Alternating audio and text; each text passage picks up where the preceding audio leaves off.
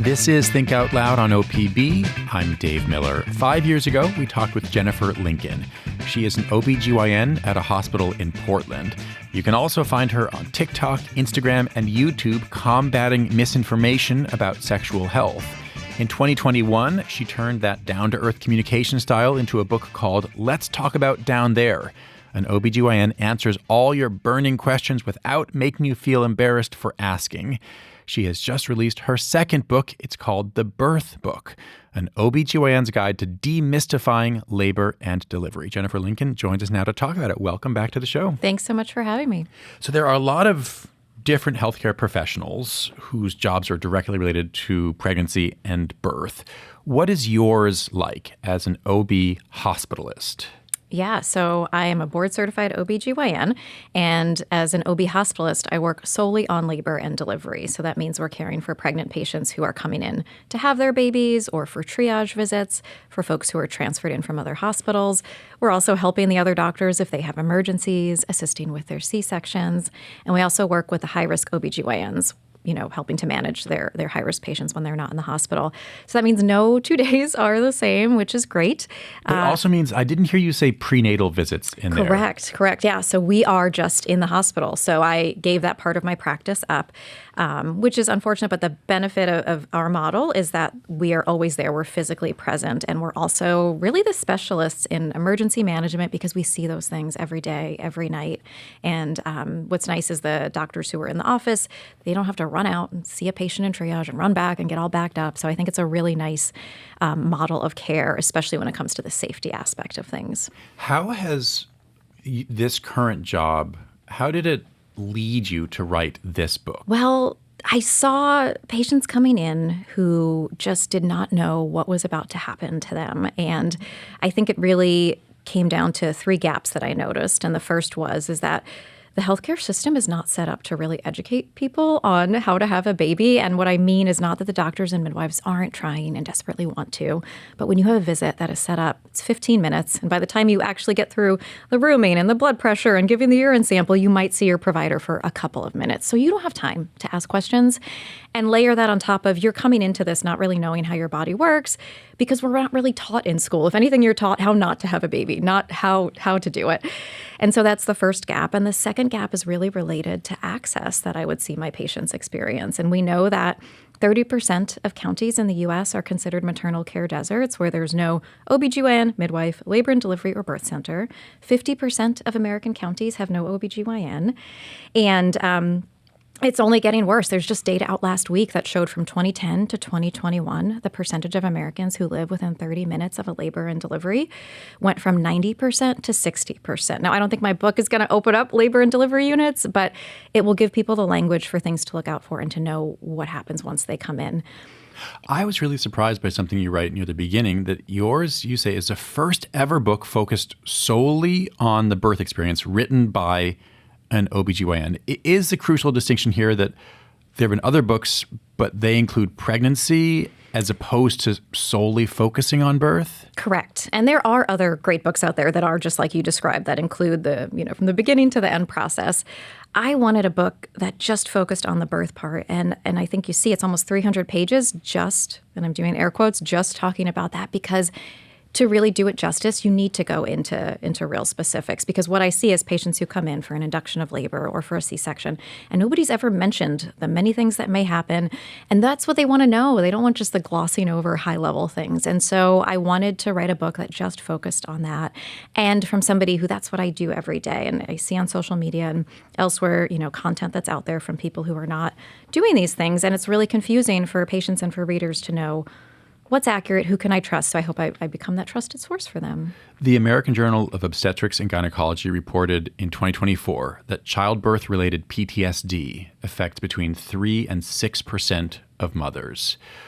What do you think is behind those numbers? What's responsible for that really high rate of a serious reported mental health problem following birth? Yeah, and I think that statistic is interesting, and that is a formal diagnosis. The numbers are even higher when you just think about birth trauma. And I say just to mean that it's not a formal diagnosis of PTSD, but it's still terrible, where some studies show 1 in 3 or 1 in 2 people who have a baby experience that. And I think what happens, and we see this time and again, especially as an OB hospitalist, that somebody can have what will appear to be a medically traumatic birth, such as an emergency C-section or a hemorrhage. But if they feel that it happened with them and not to them, and they were heard the entire time, we'll see them afterwards and they're like, it was chaotic, but I felt like I was safe. I knew what was going on. I was taken care of. The people who fall into those statistics and the ones I mentioned, they didn't feel heard. They didn't feel like they got informed consent. They just felt out of control and didn't even know the questions they should ask, even if it was what might appear to be a medically uncomplicated birth. We're seeing psychological trauma in people who felt like they weren't part of the process.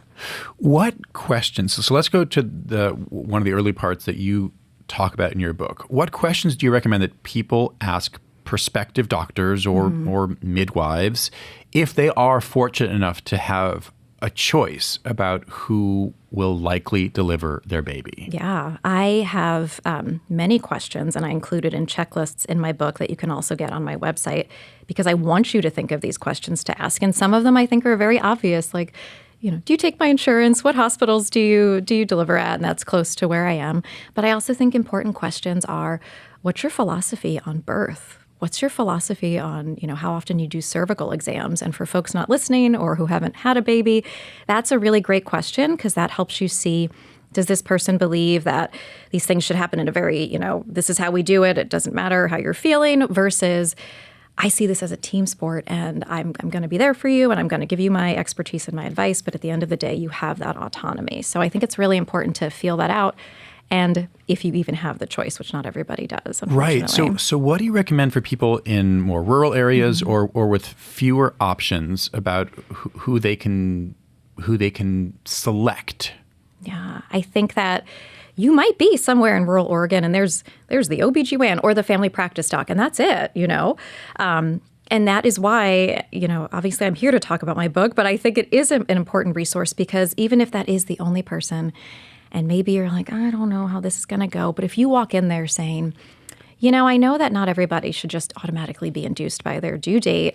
So I was wondering if we could talk about this. And it changes the power differential a little bit. And it just shows that you can, I don't want to say push back in that way, but you can just have your voice heard a bit more, even in a scenario where it might not feel super ideal. And you can feel that you are able to say what's important to you and have a higher likelihood of getting it. Although, it does take something. It takes some sense that you're going to be listened to, that you'll be taken seriously. To say that sentence you just said, I know that I don't necessarily need to be induced on my due date.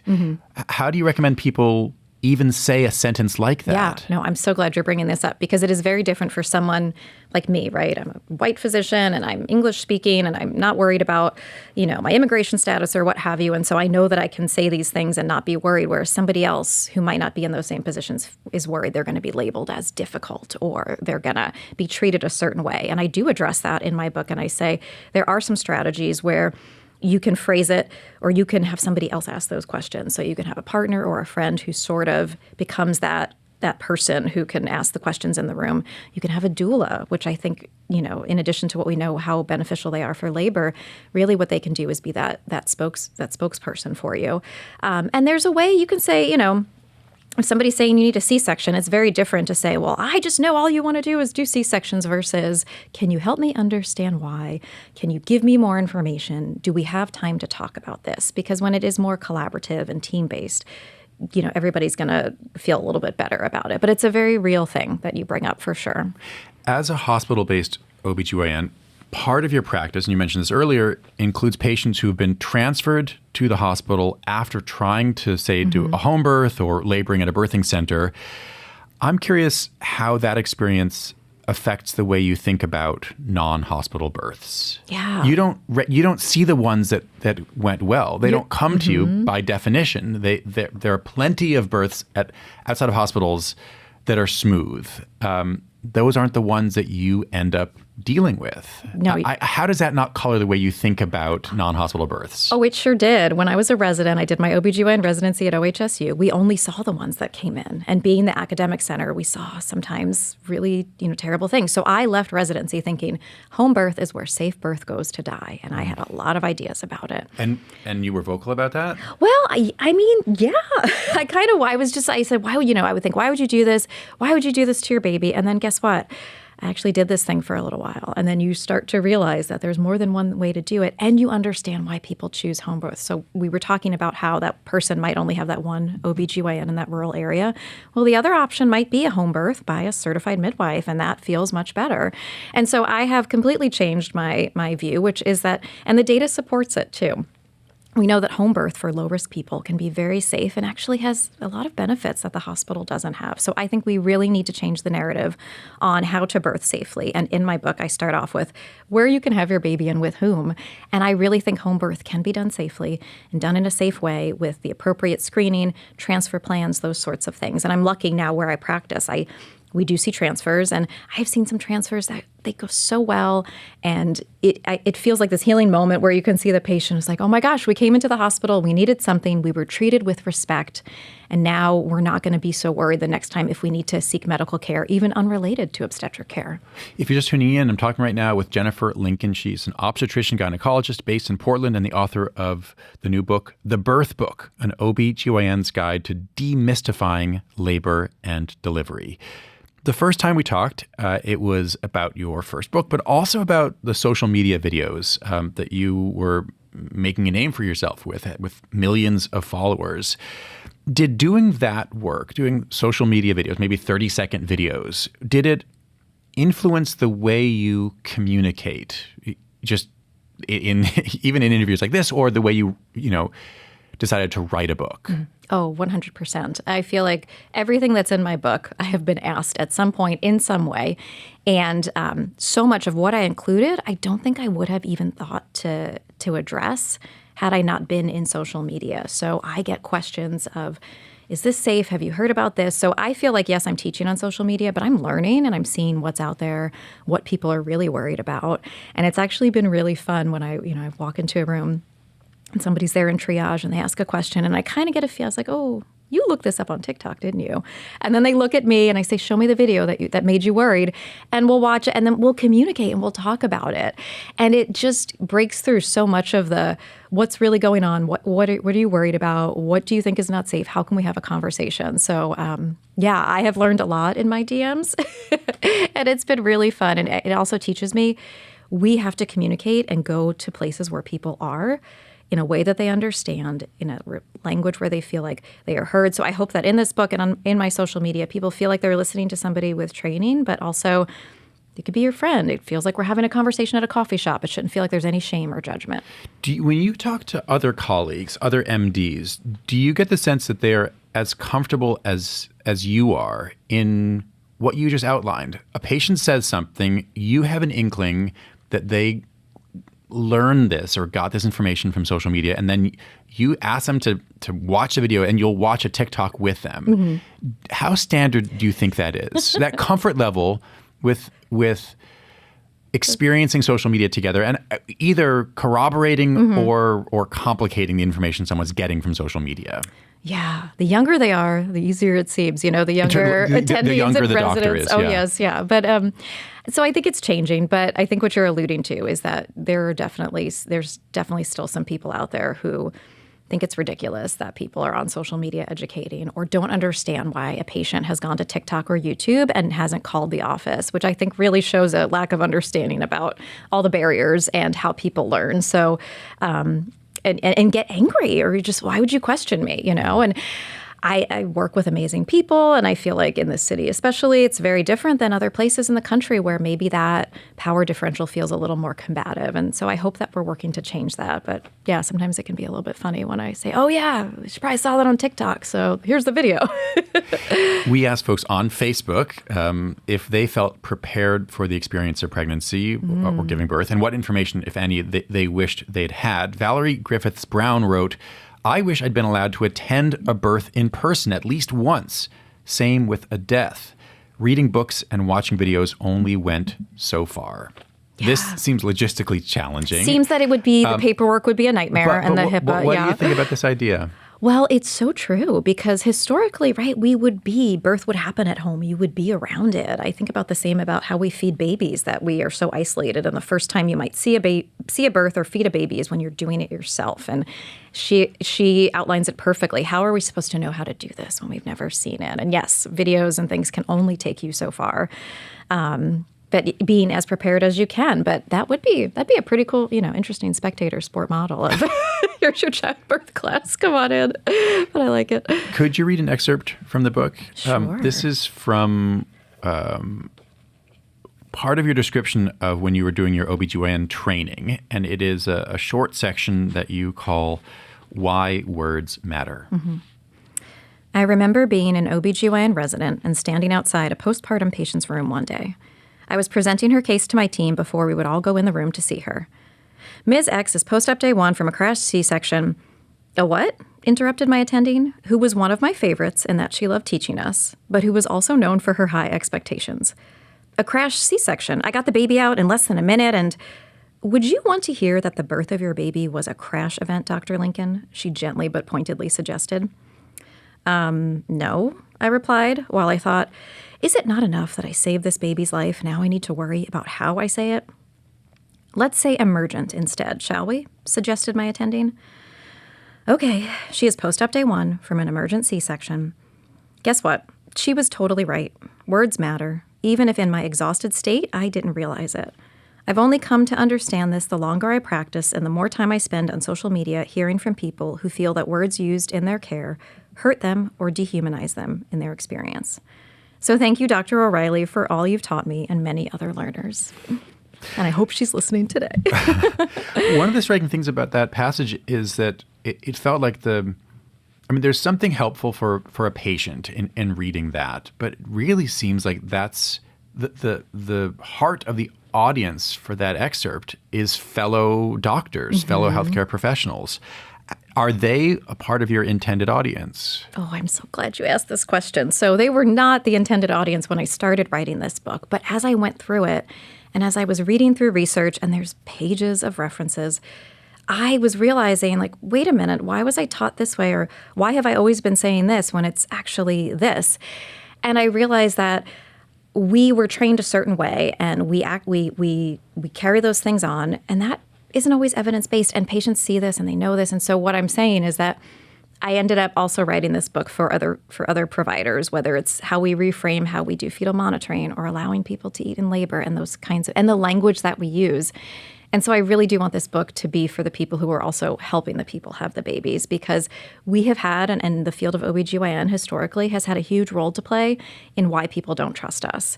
And that also means that we have a role to play and we can fix it and make it better.